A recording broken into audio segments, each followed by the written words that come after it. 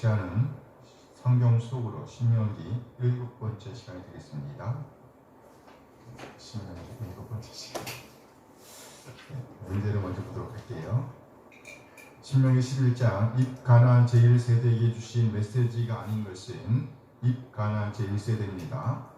너희 발바닥으로 밟는 곳은 다 너희 소유가 될 것이다. 너희의 경계는 단에서 부엘세바까지이다. 너는 그리심산에서 축복을 선포하라. 너는 에발산에서 저주를 선포하라. 4번.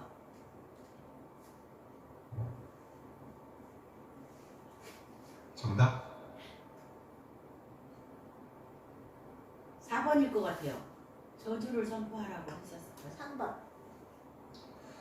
너희 발바닥으로 밟는 곳은 다 너희 소유가 될 것이다. 너희의 경계는 단에서 부엘세바까지이다. 너는 그림산에서 축복을 선포하라. 너는 에발산에서 저주를 선포하라.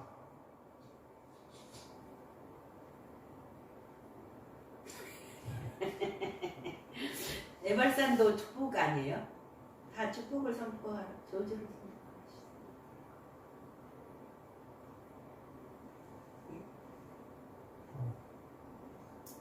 입가나안 제1세대에게 주시는 말씀, 메시지.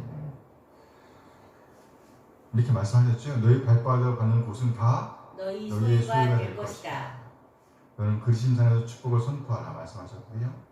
너는 에발산에서 저주를 선포하라 말씀하셨습니다. 2번이에요? 너희의 경계는 단에서 부엘세바까지이다. 너무 익숙하죠? 네. 네. 익숙하다. 이거는 1세대 아니에요? 익숙하단 말이지. 단에서 부엘세바까지잖아요.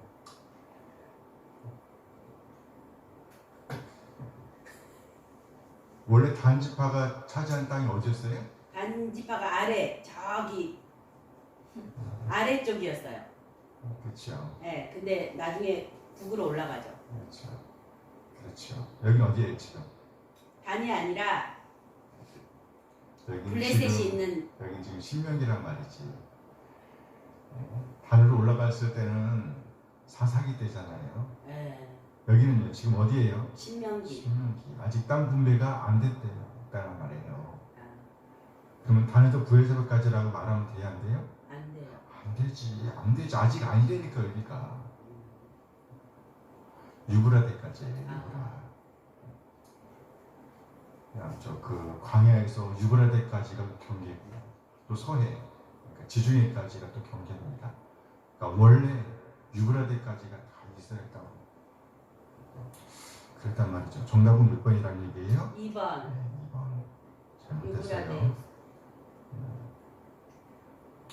신명기 12장 입가나안 제1세대가 행해야 할 일이 아닌 것은 그 땅 백성들의 신들을 섬기는 것을 파멸해야 한다. 제단을 세워야 한다. 주상을 깨뜨려야 한다. 아사의 상을 불살라야 한다.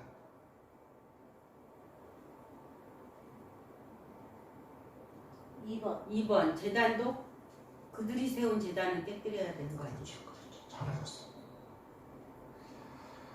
신명기 13장 이적과 기사를 보이는 선지자나 꿈꾸는 자가 다른 신들을 따라 섬기자고 말할 때에 대한 설명이 아닌 것은 그 선지자나 꿈꾸는 자의 말을 청종하면 안 된다. 그 선지자, 꿈꾸는 자는 쫓아내야 한다. 하나님은 이들을 통해 그 사랑하시는 자를 시험하신다. 네, 작업하세요. 그 선지자나 꿈꾸는 자는 구원하신 하나님을 배반하게 한다. 3번.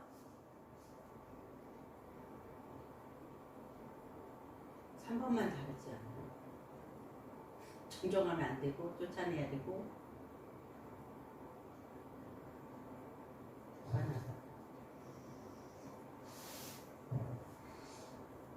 하나님께서 이 꿈꾸는 자나 이런 선지자나 꿈꾸는 자를 통해서 뭐 하신다고요? 시험하셔요? 네, 시험하십니다. 시험하세요. 그래서 정답은 몇 번이에요?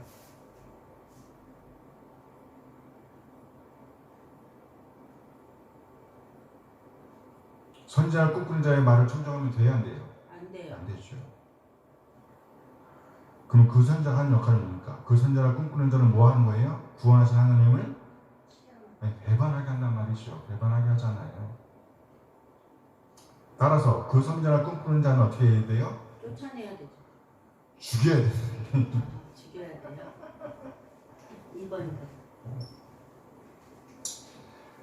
신명기 14장 이스라엘을 가리키는 단어가 아닌 것은 여호와의 자녀, 여호와의 성민, 여호와의 기업의 백성, 여호와의 공거를 받는 백성. 4번. 공거를 받는 백성인 건 맞는데 여기서 안 나왔어. 신명기 14장 레위인과 객과 과부를 위한 11조는 몇 년마다 하는가? 매 2년 끝에, 매 3년 끝에, 매 5년 끝에, 매 7년 끝에. 4번. 정답.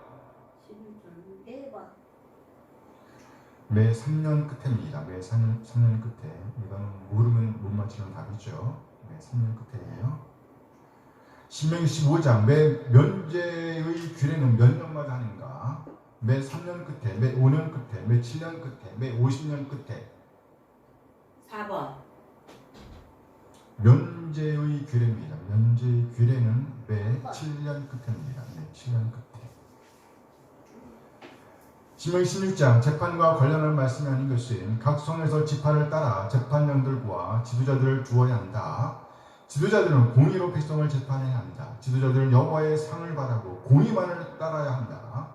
뇌물은 지혜자의 눈을 어둡게 하고 의인의 말을 굳게 한다. 1번. 각 성에서 지파를 따라 재판령들과 지도자들을 두어야 합니다. 2번. 네, 지도자들은 공의로 백성을 재판해야 합니다. 재판과 관련한 말씀이 아니에요. 공의로 재판해야 되죠. 3번. 네, 지도자들은 여호와의 상을 바라고 공의만을 따라야 합니다. 4번. 다 맞는데. 상은 주어지는 거죠. 언제? 마지막 날에. 주어지는 거예요. 이거는 이걸 바라고 하는 것이 아니라 우리가 공의를 행하니까 주어지는 저절로. 거예요. 주어지는 거예요.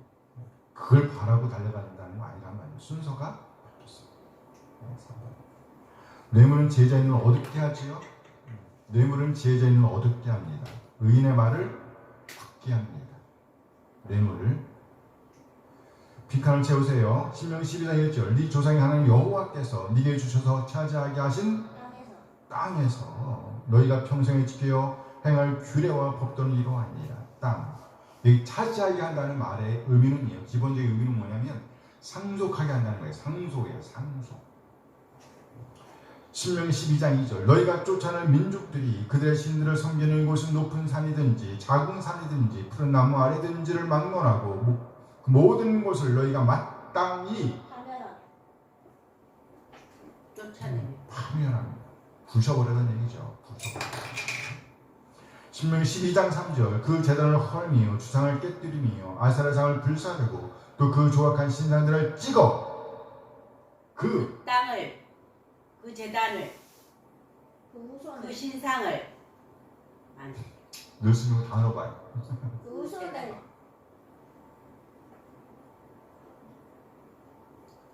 하고. 아직도 안 나왔다니까. 그 제단을 헐미며 주상을 깨뜨리며 아세라 상을 불사르고 또 그 조악한 신상들을 찍어 그 이름을. 그쵸. 그 이름을 그곳에서 멸하라.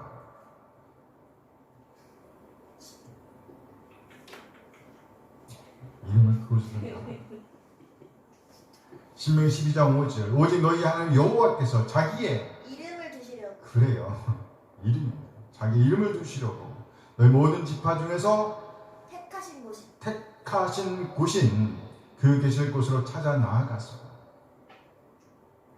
12장 28절 내가 네게 명령하는 이 모든 말을 너는 듣고 지키라. 네 하나님 여호와의 목전에 선과 의를 행하면 너와 네 후손에게 영구히 복이 있으리라.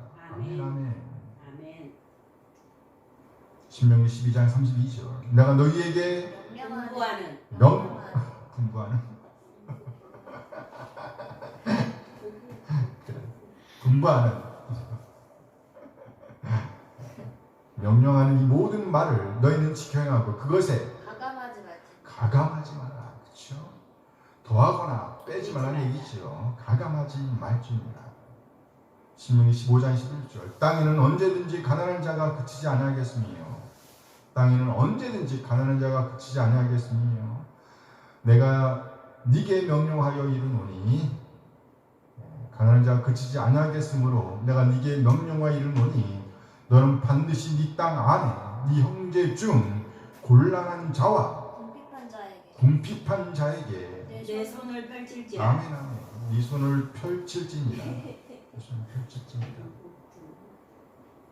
신명기 16장 6절. 오직 네 하나님 여호와께서 자기의 이름을 두시려고 택하신 곳에서 네가 애굽에서 나오던 시각 곧 그래요. 초저녁 해질 때 유월절 제물을 드리고 언제 제물을 드리라고요? 초저녁 해질 때. 그래요. 그러면 몇 월 며칠이에요? 1월 14일. 아비벌. 그렇죠. 아비벌 1월 14일. 아비벌이죠. 1월 첫째 달. 14일 언제?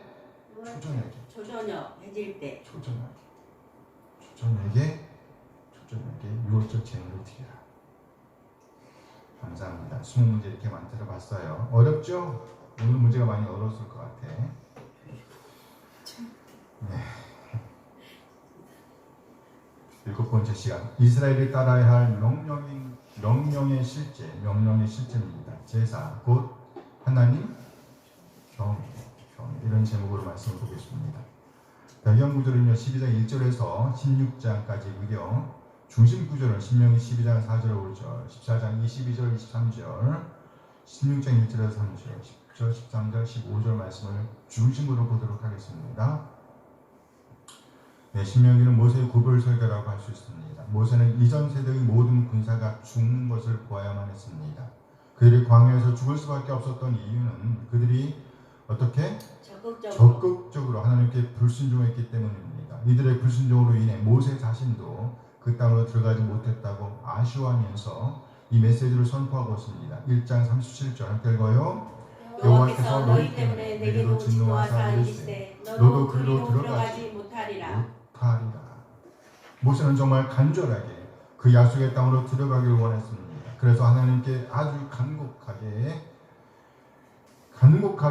요청하였습니다. 그러나 하나님의 대답은 안 되였습니다. 3장 26절 결과요. 여호와께서 너희 때문에 내게 진노하사 내 말을 듣지 아니하시고 내게 이르시기를 그 말도 족하니 이 일로 다시 내게 말하지 말라. 야속하다. 그치? 모세의 이 메시지를 받고 있는 새 세대, 모세는 이 메시지를 받고 있는 새 세대에게 이전 세대의 불순종 때문에 자신 역시도 그들처럼 약속의 땅으로 들어갈 수가 없게 되었다라고 토로하고 있습니다. 그렇다면 모세가 전하는 이 고별 설교의 주제는 뭐라고 말할 수 있을까요? 이전 세대와 같이 뭐하지 말라? 불순종하지 말라는 말로 요약할 수 있습니다. 불순종하지 말라. 이는 곧 하나님의 말씀을 읽고 듣고 연구하고 묵상하고 마음에 간직해야 하며 그렇게 간직하고 있는 말씀을 삶의 현장에서 살아내야 한다는 것입니다. 이것이 바로 새 세대를 향한 모세의 바람, 하나님의 바람이라고 할 수 있습니다. 그런데 하나님은 이스라엘 백성을 정의하되 목이 곧은 백성이라고 정의하고 있습니다. 9장 6절 함께 읽어요. 그럼 네가 알 것은 네 하나님 여호와께서 네게 이 아름다운 땅을 기업으로 주신 것이 네 공의로 말미암음이 아닙니다. 너는 목이 곧은 백성입니다. 하나님께서 이스라엘에게 아름다운 땅을 주신 것은 그들이 공의롭기 때문이 아니라는 겁니다. 그러면서 너는 목이 곧은 백성이다 라고 말씀하고 있습니다. 이 말은 정직하다는 말이 아니에요. 곧다는 말이 아닙니다. 뻔뻔하고 염치가 없고 자기 고집으로 꽉 차 있다는 뜻입니다. 하나님의 주권을 인정하지 않음을 의미하는 것입니다. 이 표현이 또 한 번 나옵니다. 9장 13절 함께 읽어요. 여호와께서 또 내게 말씀하여 이르시되 내가 이 백성을 구하노라. 보라, 이는 목이 곧은 백성이니라. 모세가 호렙산에 올라가 언약의 두 돌판을 받아 오는 사이에 산 아래에서 있었던 이스라엘이 우상을 만들었습니다. 이에 하나님께서 엄청 화가 나셨습니다. 전혀 하나님의 주권을 살아내지 못했기 때문이었습니다. 결국 모세는 하나님께 받아 가지고 내려왔던 두 언약의 돌판을 깨뜨려 버리고 맙니다. 바로 이스라엘의 목이 곧았기 때문입니다. 참으로 안타까운 일입니다.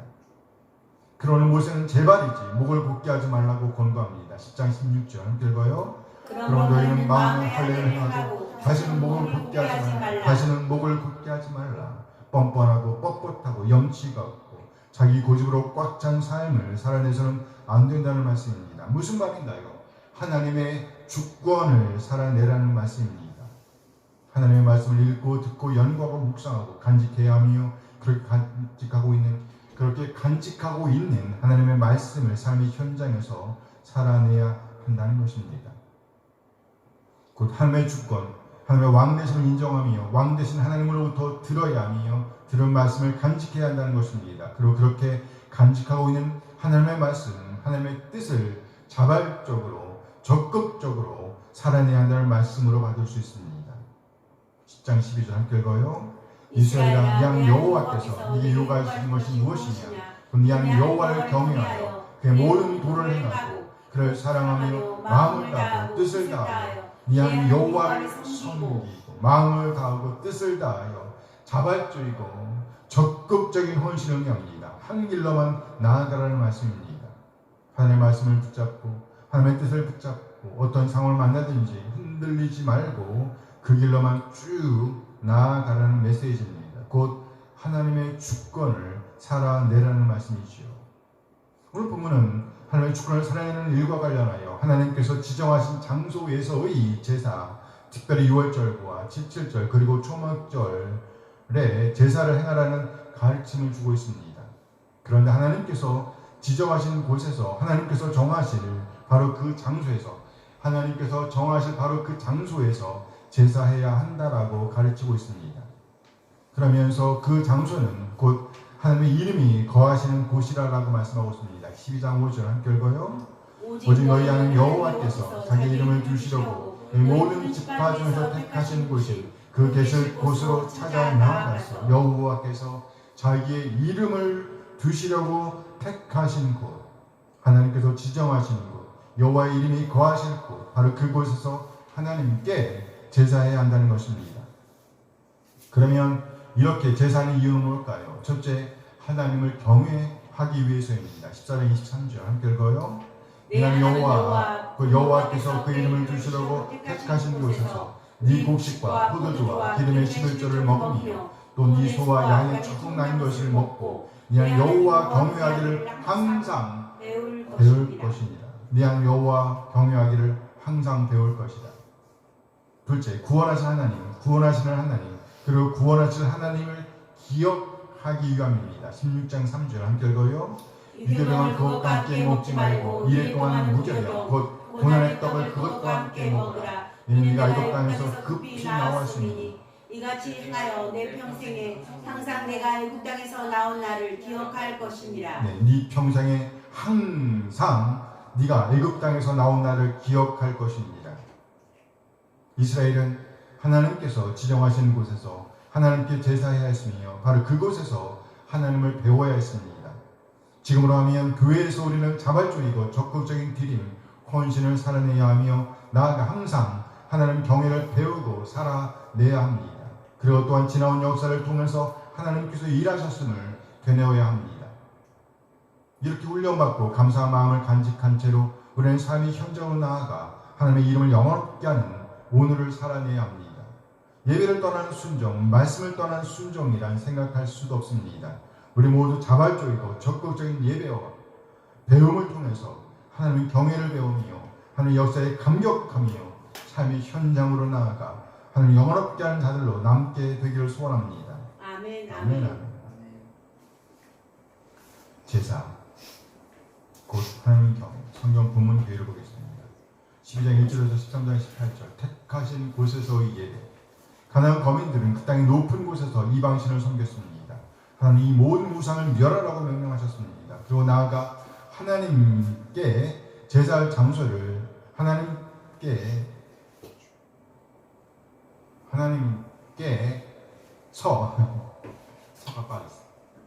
하나님께서 제사할 장소를 지정하시겠다고 말씀하십니다.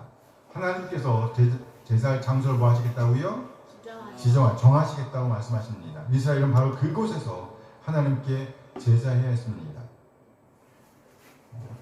하나님께서 정하실 곳, 지정하신 그곳을 제사라는 얘기예요. 아직 정해졌어요? 안 정해졌어요? 안 정해졌어. 네, 아직 안 정해졌어. 14절 1절에서 29절 11절 규례 거룩함의 표시로서 하나님의 사람들은 의식적인 정결함을 지녀했습니다. 또한 성지자 레위인과 가난한 사람을 위하여 3년마다 11절을 모아 섬기라고 명령하셨습니다.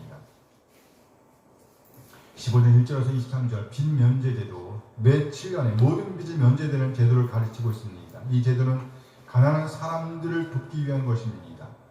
가난한 사람들은 언제 냈다고 말씀하셨잖아요.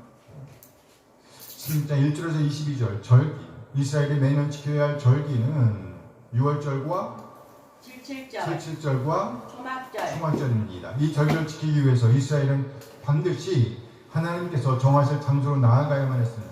또한 절대로 빈손으로 나오면 된다 안 된다? 네, 안 되었습니다. 여호와께서 주신 복을 따라 그 힘대로 자발적이고 적극적으로 준비하여 드려야 했습니다. 주 19절 연구를 보겠습니다. 택하실 장소 12장 4절 5절 함께 읽습니다. 너희 하나님 여호와께는 너희가 그처럼 행하지 말고 오직 너희 하나님 여호와께서 자기 이름을 두시려고 이 모든 지파 중에서 택하신 곳인 그 계실 곳으로 찾아 나아가서 오직 너희 하나님 여호와께서 자기 이름을 두시려고 뭘 두시려고? 자기의 이름을 두시려고 너희 모든 지파 중에서 택하신 곳인 그 계실 곳으로 찾아 나아가서 택하신 곳 정확하게 말하면 하나님께서 택하실 곳을 가리키는 것입니다. 지금 이들이 있는 장소는 아직 어디예요? 요단 동편이기 때문입니다. 이스라엘이 이제 요단강을 건너 약속의 땅으로 들어가게 될 것입니다. 그리로 들어가면 이제 하나님께서 제시할 장소를 제사할 장소를 지정해 주시겠다는 것입니다. 이스라엘은 바로 그곳에서 하나님께 제사해야 했습니다. 12장 14절 함께 읽어요. 오직 너희의 한 지파 중에 여호와께서 택하실 곳에서 번제를 드리고 또 내가 이제 명령한 모든 것을 거기서 행할지니라. 여호와께서 택하실 그곳에서 네, 지금으로 하면 교회당이라고 할 수 있습니다. 물론 신약으로 오면 가정에서도 모입니다. 장소를 초월하여 어디서든 모일 수 있습니다. 또 하나님을 예배할 수도 있습니다. 그러나 그럼에도 불구하고 하나님과 만나는 규칙적인 장소는 반드시 뭐예요? 필요합니다. 그곳에 가면 오로지 하나님의 말씀을 읽고 듣고 연구하고 묵상하며 하나님만 생각하는 장소 그리고 하나님의 은혜를 기억하는 장소 그런 장소가 있으면 우리의 경건에 유익하다는 겁니다. 집에서도 마찬가지예요. 11조와 하나님의 경외 14장 22절 23절 함께 읽어요. 너는 마땅히 매년 고지 수산의 11조를 드릴 것이며 네 여호와 곧 여호와께서 그 이름을 두시려고 택하시는 곳에서 네 곡식과 포도주와 기름의 11조를 먹으며 또 네 소와 양의 초중난 것을 먹고 너는 여호와 경외하기를 항상 배울 것입니다. 아멘 아멘. 참조로 소와 양이라는 단어에서 소는 큰 짐승을 대표하는 거예요. 큰 짐승을 대표하는 겁니다. 이 양은 작은 짐승, 4발 가진 짐승 중에서 작은 짐승을 대표하는 표현을 여기 쓴 거예요. 그러니까 여기는 양만 포함되는 것도 아니고 뭐가 포함돼요? 염소. 염소도 포함되는 거예요. 참조. 네 여호와 곧 여호와께서 그 이름을 두시려고 택하신 곳에서 네 곡식과 포도주와 기름의 11조를 먹으며 또 네 소와 양의 처음 나는 것을 먹고 네 하나님 여호와 경외하기를 항상 배울 것입니다. 네 하나님 여호와 경외하기를 뭐하라? 항상 배울 것입니다. 항상 배울 것입니다. 이 말씀이 주어진 문맥은요 바로 11조를 드리라는 문맥입니다. 11조가 무엇인가요? 이스라엘 백성들의 피와 땀이 녹아있는 소출, 수와 열매 중에 10분의 1을 가리키는 겁니다. 결코 쉽게 내어놓을 수 있는 것이 아닙니다. 그래서 오늘 본문은 여호와 경외하기를 항상 배워야 한다는 말씀을 주고 있습니다. 여호와 경외와 11조는 불가분의 관계에 있음을 보여주는 것입니다. 그렇다면 여호와 경외란 무엇일까요? 바로 하나님으로 예배하는 것을 가리키는 것입니다. 하나님이 왕이시라는 거예요. 하나님께서 궁극적인 공급자이심을 인정하는 것입니다.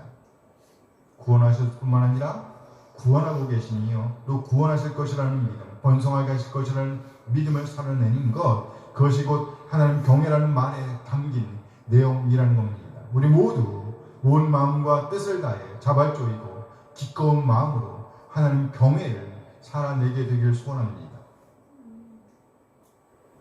택하실 장소에서의 6월절 제사와 기억해야 할 것. 16장 1절에서 3절 말씀 함께 읽어요. 아비고를 지켜 내 여호와께 6월절을 행하라. 이는 아비고를 내 하나님 여호와께서 밤에 너를 굽에서 인도하여 내셨습니다. 여호와께서 자기의 이름을 주시려고 택하신 곳에서 소하여 내 하나님 여호와께 6월절 제사를 드리되 유교병을 그것과 함께 먹지 말고 이를 동안은 무교병 곧 고난의 떡을 그것과 함께 먹어라. 이는 내가 애굽 땅에서 급히 나왔으니 이같이 행하여 네 평생에 항상 네가 애굽 땅에서 나온 날을 기억할 것입니다. 이같이 행하여 네 평생에 네가 살아있는 동안에 네 평생에 항상 네가 애굽 땅에서 나온 날을 기억할 것입니다. 여기 이같이 행하여란 곧 제사를 가리키는 것으로 보입니다. 그러니까 6월절 제사를 드림으로 하나님께서 애굽 땅에서 나오게 하신 일을 뭐하라? 기억하라는 메시지입니다. 따라서 6월절 제사와 하나님께서 행하신 일, 구원하신 일은 불가분의 관계에 있다 할 수 있습니다. 하나님께서 구원하신 일을 기념하는 절기가 곧 6월절이라는 말입니다. 놀라운 것은 우리 지금 예수 그리스도께서 언제 돌아가셨다고요? 6월절. 우리 죄를 위해 죽으신 날을 바로 6월절이라는 겁니다. 6월절에 예수님께서 돌아가셨어요. 그리고 또 한 가지 놀라운 것은요, 하나님께서 곧 성부 하나님께서 우리 주님 곧 성자 하나님을 죽은 자들로부터 일으키신 날이 바로 초실절이라는 것입니다. 초실절. 부활의 첫 열매가 되게 하신 거예요. 초실절이란 6월절을 지나 무교절 기간에 만나는 안식을 다음 날을 가리킵니다. 지금으로 하면 일요일 곧 주일이 되는 겁니다. 주일이요.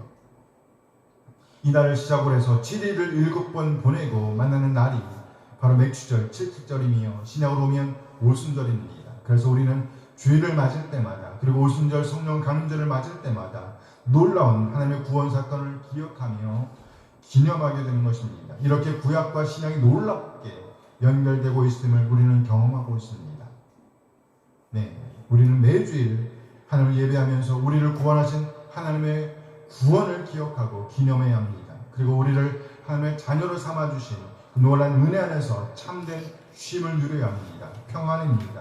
샬롬입니다. 이 평안은 마침내 영원한 안식으로 이어질 것입니다. 우리 모두 이 기쁨을 공유하게 되길 소원합니다.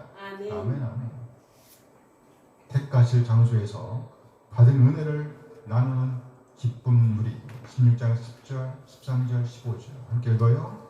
이는 여호와 앞에 철저히 지키되 이는 여호와께서 네게 복을 주신 대로 이 힘을 하여 자원한 예물을 드리고 너희 타작마당과 포도주틀의 수치를 거두어들인 후에 이래 동안 초막절을 지킬 것이요 이는 여호와께서 택하신 곳에서 넌 이래 동안 이는 여호와 앞에서 절기를 지키고 이는 여호와께서 이 모든 소출과 이 손으로 행한 모든 일에 복 주실 것이니 너는 온전히 즐거워할지니라. 앞에는 7절이고 뒤에 부분은 초막절을 가리키는 거예요. 네 하나님 여호와께서 택하신 곳에서 너는 이래 동안 네 하나님 여호와 앞에서 절기를 지키고 네 하나님 여호와께서 네 모든 소출과 네 손으로 행한 모든 일에 복 주실 것이니 너는 온전히 즐거워할지니라. 이래 동안 네 하나님 여호와 앞에서 절기를 지키고 여기 절기란 축제를 의미했습니다. 축제. 뭐요? 축제. 그렇죠. 추수한 후 소출을 거둔 후에 지키는 절기이니 축제 곧 잔치라고 할 수 있습니다. 잔치. 본문에 언급된 절기는 초막절입니다. 지금으로 하면 추수감사절에 해당한다고 볼 수도 있습니다. 7일 동안 추수의 기쁨을 공유하라고 말씀하고 있습니다. 이들이 이 추수의 기쁨을 공유할 이유를 설명하고 있습니다. 곧 여호와께서 복을 주실 것이기 때문이라는 겁니다. 그렇습니다. 이스라엘과 더불어 우리가 알아야 할 사실이 있습니다. 우리가 추수하게 된 것은 하나님의 역사가 있었기 때문이라는 겁니다. 뭐가 있었다고요? 하나님의 역사. 그러면 우리는요, 우리 이웃과 그리고 우리 하나님께 제사함으로 예배함으로 이 기쁨을 온전히 누려야 한다는 겁니다. 어찌하든지 우리가 모여 하나님 예배하는 이 시간이 구원받은 기쁨을 회상하고 공유하는 시간, 나아가 우리가 얻은 것들을 나누고 기쁨을 공유하며 하나님 경외를 살아내는 복된 시간이 되어지길 소원합니다. 아멘. 소원한다니까. 모든 영광을 함께 읽어요. 모든 영광을 왕 되신 하나님께. 아멘. 아멘. 모든 영광을 왕 되신